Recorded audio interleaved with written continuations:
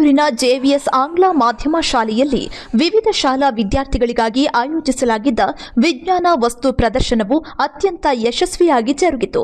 ಈ ಕಾರ್ಯಕ್ರಮಕ್ಕೆ ಆದಿಚುಂಚನಗಿರಿ ತಾಂತ್ರಿಕ ಮಹಾವಿದ್ಯಾಲಯದ ಪ್ರಾಂಶುಪಾಲರಾದ ಡಾ ಸಿಟಿ ಜಯದೇವ ಚಾಲನೆ ನೀಡಿ ಮಾತನಾಡಿದ ಅವರು, ಇಂದಿನ ಆಧುನಿಕ ಜಗತ್ತಿನಲ್ಲಿ ವಿಜ್ಞಾನವಿಲ್ಲದ ಬದುಕು ಅತ್ಯಂತ ಕಷ್ಟಕರವಾಗಿದ್ದು, ವಿದ್ಯಾರ್ಥಿಗಳು ಪಠ್ಯದಲ್ಲಿ ಕಲಿತ ವಿಷಯಗಳನ್ನು ಪ್ರಾಯೋಗಿಕವಾಗಿ ಮಾದರಿಗಳ ಮೂಲಕ ಪ್ರದರ್ಶಿಸಿರುವುದು ಶ್ಲಾಘನೀಯ ಎಂದರು.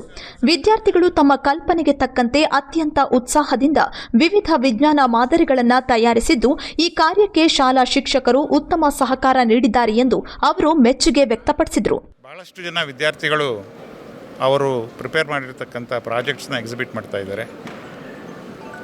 ಈ ದಿನ ಭಾಳ ಸಂತೋಷದ ಸಂಗತಿ ಅಂದರೆ, ನಿನ್ನೆ ಕೂಡ ಸೈನ್ಸ್ ಎಕ್ಸಿಬಿಷನ್ ನಡೆದಿದೆ. ಇಲ್ಲಿ ನಿನ್ನೆ ಸುಮಾರು 114ಕ್ಕೂ ಹೆಚ್ಚು ಮಾಡೆಲ್ನ ವಿದ್ಯಾರ್ಥಿಗಳು ಇಲ್ಲಿ ಎಕ್ಸಿಬಿಟ್ ಮಾಡಿದ್ದಾರೆ.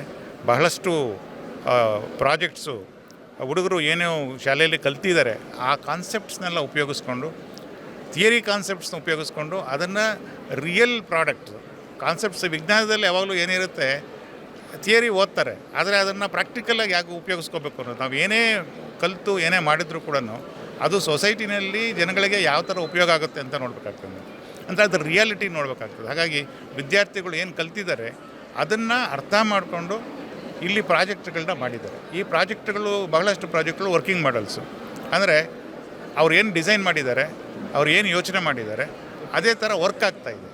ಸೊ ಹಾಗಾಗಿ ವಿದ್ಯಾರ್ಥಿಗಳು ತಮ್ಮಲ್ಲಿ ಏನು ಪ್ರತಿಭೆ ಇದೆ, ತಮ್ಮ ಶಾಲೆಯಲ್ಲಿ ಏನೇನು ಕಲ್ತಿದ್ದಾರೆ, ಆಮೇಲೆ ಆ ಇನೋವೇಟಿವ್ ಆ ಐಡಿಯಾಸ್ನ ಟ್ರಾನ್ಸ್ಲೇಟ್ ಮಾಡಿದ್ದಾರೆ. ಅದು ಭಾಳ ಮುಖ್ಯವಾಗ್ತದೆ. ಹಾಗಾಗಿ ವಿದ್ಯಾರ್ಥಿಗಳು ತಮ್ಮಲ್ಲಿರುವ ಪ್ರತಿಭೆಯನ್ನು ಈಚೆಗೆ ತಂದು ಈ ಮಾಡೆಲ್ಗಳ ಮುಖಾಂತರ ಇಲ್ಲಿ ತೋರಿಸಿದ್ದಾರೆ. ಹಾಗಾಗಿ ಭಾಳಷ್ಟು ಪ್ರಾಜೆಕ್ಟ್ಗಳನ್ನ ನಾನು ಕೂಡ ಈಗ ನೋಡ್ತಾ ಇದ್ದೀನಿ.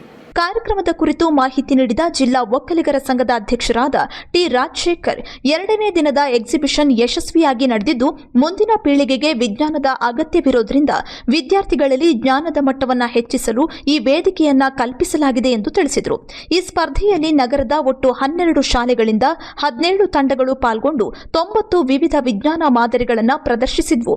ಆಕರ್ಷಕ ಸ್ಪರ್ಧೆಯಲ್ಲಿ ಚಿಕ್ಕಮಗಳೂರಿನ ಯುನೈಟೆಡ್ ಶಾಲೆ ಪ್ರಥಮ ಸ್ಥಾನವನ್ನು ತನ್ನದಾಗಿಸಿಕೊಂಡ್ರೆ, ದ್ವಿತೀಯ ಸ್ಥಾನವನ್ನು ಜ್ಞಾನರಶ್ಮಿ ಶಾಲೆ, ತೃತೀಯ ಸ್ಥಾನವನ್ನು ಜೆವಿಎಸ್ ಶಾಲೆ ಹಾಗೂ 4ನೇ ಸ್ಥಾನವನ್ನು ಸೇಂಟ್ ಜೋಸೆಫ್ ಶಾಲೆ ಪಡೆದುಕೊಂಡವು.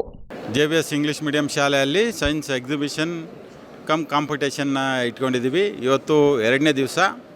12 ಶಾಲೆಗಳು ಇದರಲ್ಲಿ ಭಾಗವಹಿಸಿದ್ದಾವೆ, 17 ತಂಡಗಳು ಇದರಲ್ಲಿ ಭಾಗವಹಿಸಿದ್ದಾವೆ. ನಮಗೆ ಈಗಿನ ಶಾಲೆಯ ಮಕ್ಕಳಲ್ಲಿ ಮುಂದೆ ಏನು ಇನ್ನು 10-20 ವರ್ಷಗಳಲ್ಲಿ ಏನು ವಿಜ್ಞಾನ ಮತ್ತು ಟೆಕ್ನಾಲಜಿಯನ್ನು ಅಳವಡಿಸ್ಕೊಳ್ದೇ ಜೀವನದಲ್ಲಿ ಏನನ್ನೂ ಸಾಧಿಸಲಿಕ್ಕೆ ಆಗೋದಿಲ್ಲ ಅನ್ನೋ ಪರಿಸ್ಥಿತಿ ಇರೋದರಿಂದ, ಬೆಳಗ್ಗೆ ನಾವು ಎಚ್ಚರ ಆದಾಗಿಂದ ಮಲಗೋ ತನಕನೂ ವಿಜ್ಞಾನದ ಜೊತೆನೇ ಬದುಕಬೇಕಾದಂಥ ಪರಿಸ್ಥಿತಿ ಇರೋದರಿಂದ ಶಾಲೆಯ ಮಕ್ಕಳಿಗೆ ಅದ್ರ ಬಗ್ಗೆ ಅವೇರ್ನೆಸ್ ಬರಬೇಕು. ಅವರು ಈ ವಿಜ್ಞಾನದ ಬಗ್ಗೆ ಇಂಟ್ರೆಸ್ಟನ್ನು ಬೆಳೆಸ್ಕೋಬೇಕು, ಕುತೂಹಲವನ್ನು ಬೆಳೆಸ್ಕೋಬೇಕು, ಪ್ರಶ್ನೆಗಳನ್ನ ಕೇಳಬೇಕು. ಹಾಗಾಗಿ ಮಕ್ಕಳುಗಳಲ್ಲಿ ಆ ಅವೇರ್ನೆಸ್ ಬರಲಿ ಅನ್ನೋ ಉದ್ದೇಶದಿಂದ ಎಲ್ಲ ಚಿಕ್ಕಮಗಳೂರಿನಲ್ಲಿರೋ ಎಲ್ಲ ಶಾಲೆಗಳನ್ನ ಕರೆದು ಇವತ್ತು ಒಂದು ಕಾಂಪಿಟೇಷನನ್ನು ಇಟ್ಟಿದ್ದೀವಿ.